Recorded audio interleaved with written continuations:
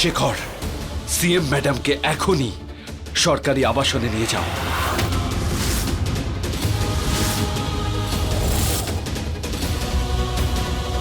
CM madam আজ থেকে ওখানেই থাকবেন।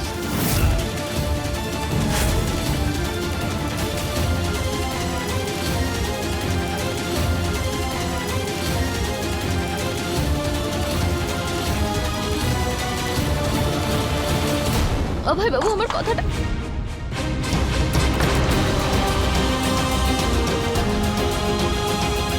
পিছনে সরো।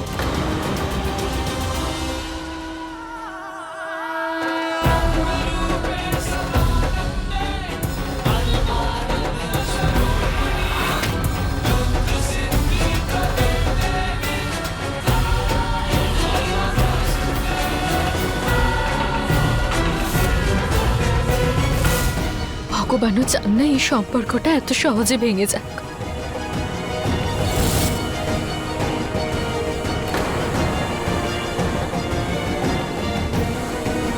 সম্পর্ক তো আমি ভেঙে দিয়েছি বিন্দিয়া, আমার পিছনে আসবে না, কারণ সেই অধিকার তুমি হারিয়ে ফেলেছো।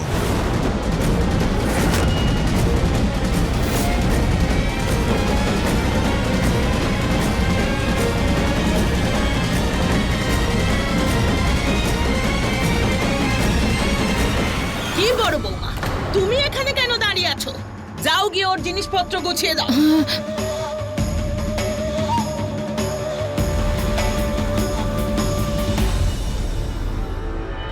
বিন্দিয়া,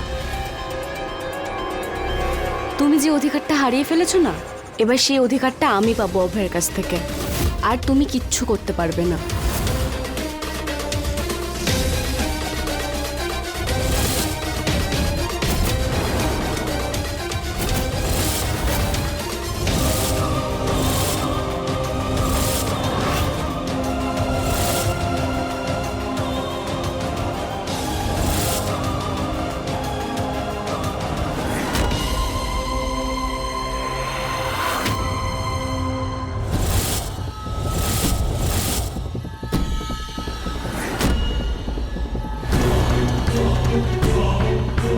মেঘামা, যাও গিয়ে অভয়ের খেয়াল রাখো, সামলাও ওকে।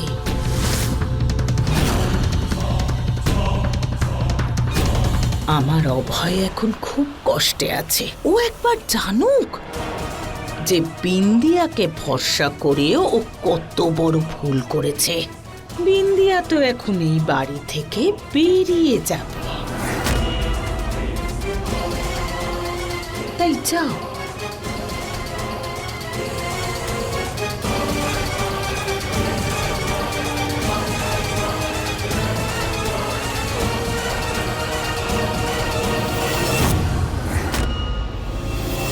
ছাড়ুন আমাকে। কি মুখ্যমন্ত্রী ম্যাডাম, হ্যাঁ কি বলছিলে তুমি আমায়? আমার অভয়ের সামনে আমার আসল রূপটা নিয়ে আসবে, আমার ছেলেকে তুমি আমার বিরুদ্ধে করবে?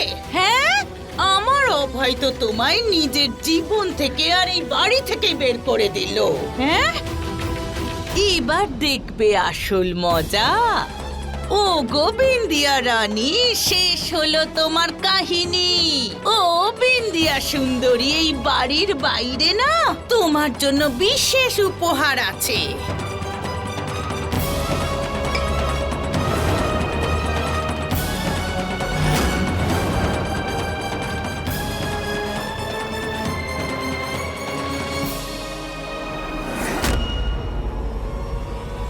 আরে ভাগ্য দেখো তোমার, তোমার গৃহপ্রবেশ জোর করে হয়েছিল, আর এখন বাইরে বের করা হচ্ছে তাও জোর করে।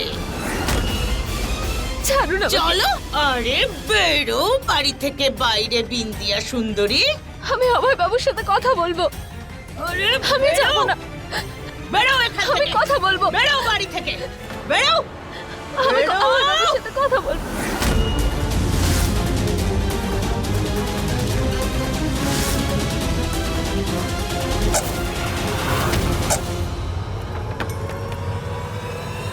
এতদিনে শান্তি পেলাম। শাশুড়ি মা, শাশুড়ি মা, দরজাটা খুলুন শাশুড়ি মা।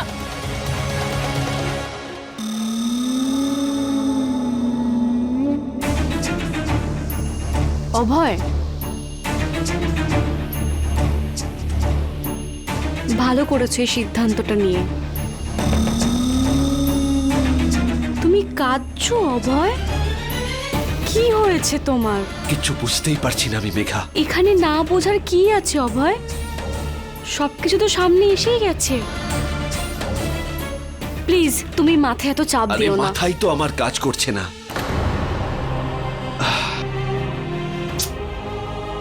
বলার মতো তো অনেক কিছুই হয়ে গেল, কিন্তু এত কিছু যে হয়ে গেল। প্লিজ মেঘা, আমি তোমার কাছে হাত জোড় করছি, প্লিজ কিছুক্ষণের জন্য আমাকে একা থাকতে দাও প্লিজ। দেখো, আমি তোমার কষ্টটা বুঝতে পারছি, কিন্তু এবার তুমি আমার কষ্টটা বোঝো।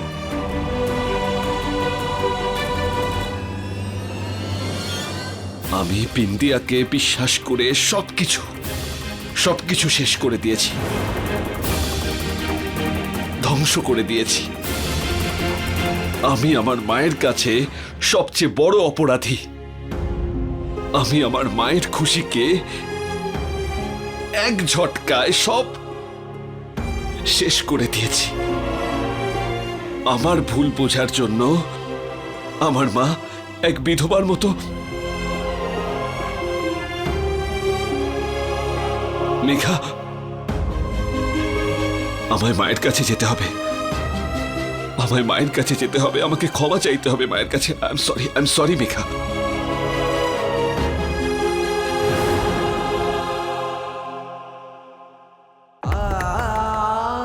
শাশুড়ি মা, দরজাটা খুলুন, আমি অভয় বাবুর সাথে কথা বলবো। দরজাটা খুলুন, আপনি আমাকে এভাবে বের করতে পারেন না। দরজাটা খুলুন, আমি অভয় বাবুর সাথে কথা বলবো। দরজাটা খুলুন না।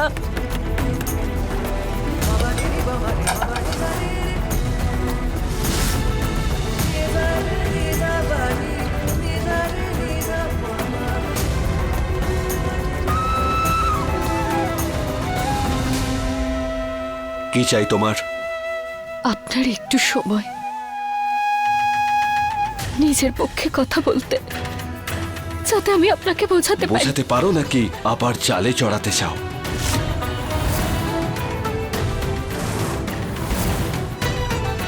অভয় বাবু, আমি আপনার কাছে হাত জোড় করছি, আমাকে আপনি ভুল বুঝবেন না। আমি হাত জোড়ো করছি, আমায় ক্ষমা করে দাও। অনেক ভুল করে ফেলেছি আমি বিন্দিয়া, এবার আর আমি ভুল করতে চাই না বিন্দিয়া। তোমাকে বিশ্বাস করা আমার সবথেকে বড় ভুল ছিল। তোমার এই সরল মুখের পিছনে তোমার ওই চালাকি আমি দেখতেই পাইনি।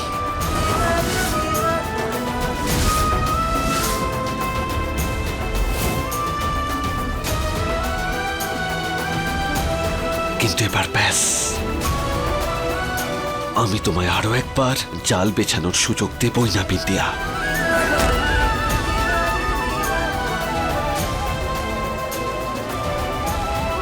চলে যাও এখান থেকে।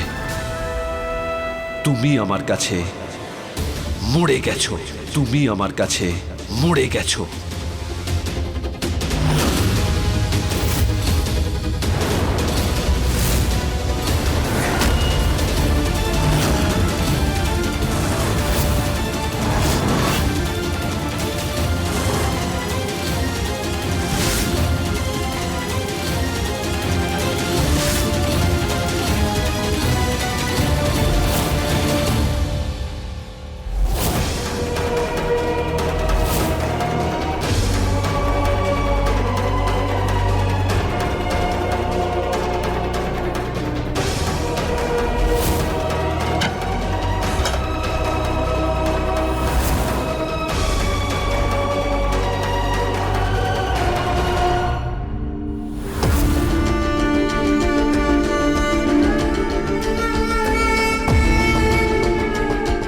তুমি আমার কাছে মরে গেছো।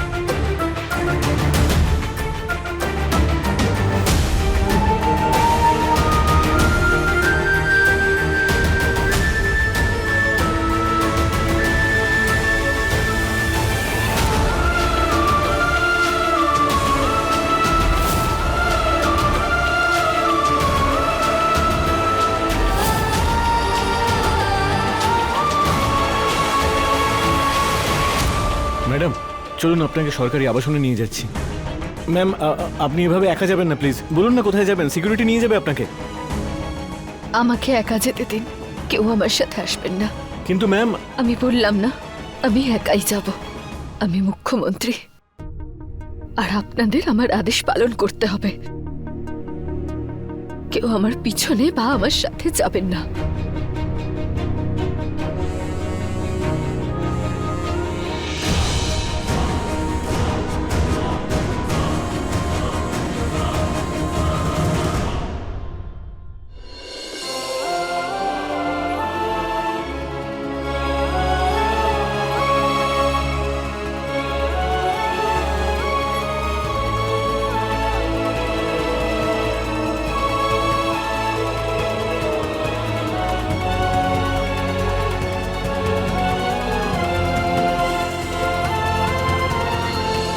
আমায় ক্ষমা করে দাও মা, প্লিজ আমাকে ক্ষমা করে দাও।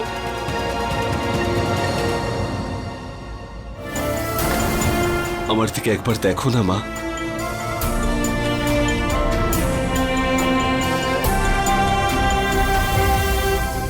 কি করে দেখবো বলতো? আমি তো চোখে চোখ মেলাতে পারছি না। বারবার সেই দিনটার কথা মনে পড়ছে, যে দিনটাতে আমি জোর করে তোর সাথে বিন্দিয়ার বিয়ে দিয়েছিলাম। আমার মাথাটাই খারাপ হয়ে গিয়েছিল। নিজের হাতেই নিজের ছেলের জীবনটা নষ্ট করেছি। অভয়, আমি তোকে কষ্ট পেতে দেখতে পারবো না রে। আমি নিজেকে কখনো ক্ষমা করতে পারবো না, কখনো না। অভয়, তোমার মন কত ভালো মা। সমস্ত ভুল আমি করেছি, আর তুমি নিজেকে দোষী বলছো। আমি প্রতিজ্ঞা করছি মা, আজকের পরে আমি কোনো ভুল কাজ করব না। আজকের পরে আমি এমন কোনো কথা বলবো না যাতে তোমার মন কষ্ট পায়। কিন্তু প্লিজ মা, তুমি এই বিধবার বেশ ছেড়ে দাও প্লিজ। আমি কালই বাবাকে বাড়িতে ফিরিয়ে আনবো, শুধু তুমি আবার আমার আগের মা হয়ে যাও প্লিজ। আমি আসলে তোমাকে এভাবে এই বেশি দেখতে পারবো না মা, প্লিজ প্লিজ আমায় ক্ষমা করে দাও।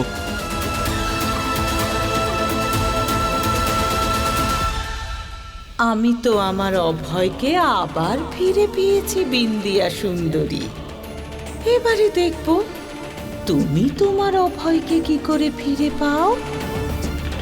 তোমার জন্য তো আমি একটা সারপ্রাইজ ভেবে রেখেছি। খুব কেমন সেটা?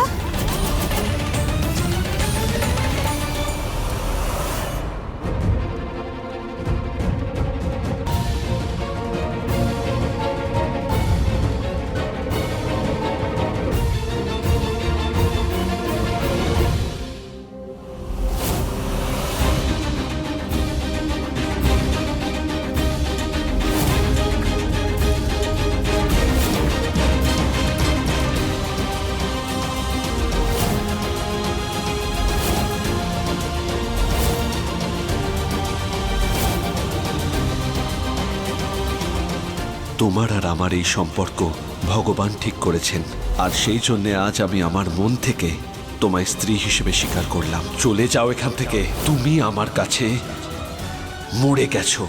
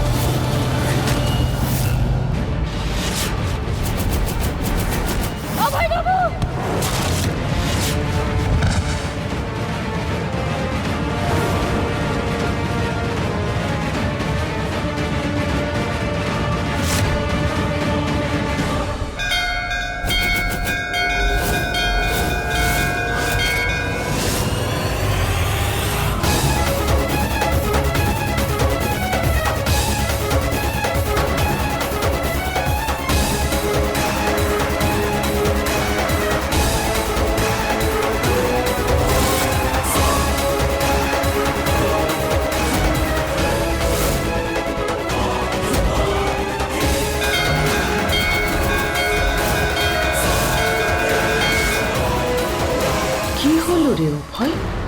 কি হয়েছে? জানি না, মনে হচ্ছে যেন কোথাও কিছু খারাপ ঘটেছে। এটা জীবন রে বাবা, কখন কোন সময় ভালো মন্দ কি হয়ে যায় কিচ্ছু বোঝা যায় না।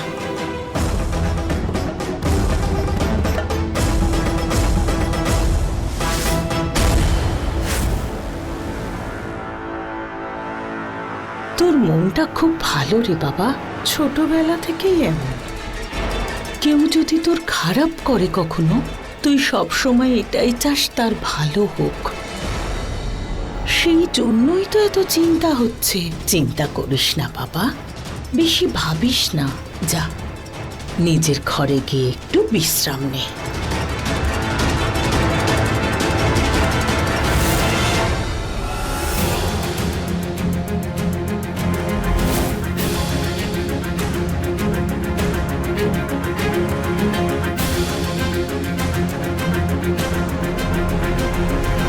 মেঘা, এটাই সুযোগ। অভয় মনে আঘাত পেয়েছে, আর ওর এই আঘাত যে মানুষটা সারিয়ে তুলবে না, অভয় তারই হবে। আমি জানি আন্টি, কিন্তু অভয় আমাকে বারণ করেছে ওর কাছে আসতে। ও নিজেই আমাকে বলল যে কিছুক্ষণ ও একা থাকতে চায়। তুমি কিছুই বোঝো না। আরে বাবা, ওর কথায় কান দিলে এখন হবে নাকি? ও একলা থাকতে চায় কারণ ও কষ্ট পেয়েছে। ওর কষ্টের সঙ্গী হও। তুমি যে ওকে ভালোবাসো সেটা বোঝাও ওকে। তোমার মিষ্টি কথায় ভোলাও। একদম ঠিক বলছেন আন্টি, আপনি কত কিছুই না করছেন আমার আর অভয়ের ভালোবাসার জন্য। আপনার এই ঋণ কখনো শোধ করতে পারবো না।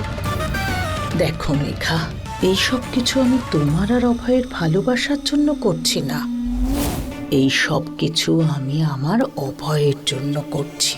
পুষ্টি দোষ কাটানোর জন্য আমি আমার অভয়ের বিয়ে বিন্দিয়ার সঙ্গে দিয়েছিলাম, কিন্তু সেই বিন্দিয়া ওর জীবনটা শেষ করে দিল। ও আমার অভয়কে খুব কষ্ট দিয়েছে। জানি না কি জাদু করেছিল, আমার অভয়ের ভালো মন্দের বিচার করার শক্তি চলে গিয়েছিল।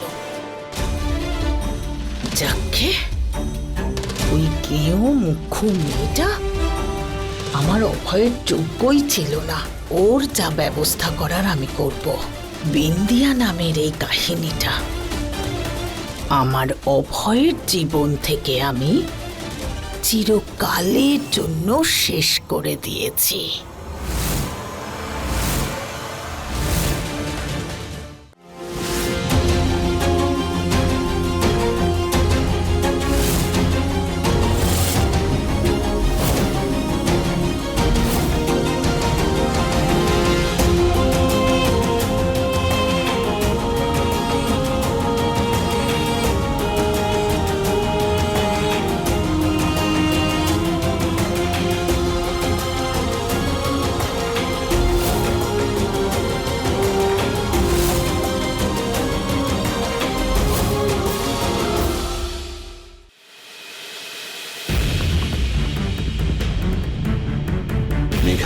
আমি জানি অভয়, তুমি একা থাকতে চাও, কিন্তু যখন কোনো মানুষ একা থাকতে চায় তখন তার সব থেকে একটা ভালো বন্ধুর প্রয়োজন। আমি শুধু তোমার সাথে বসতেই এসেছি। May I?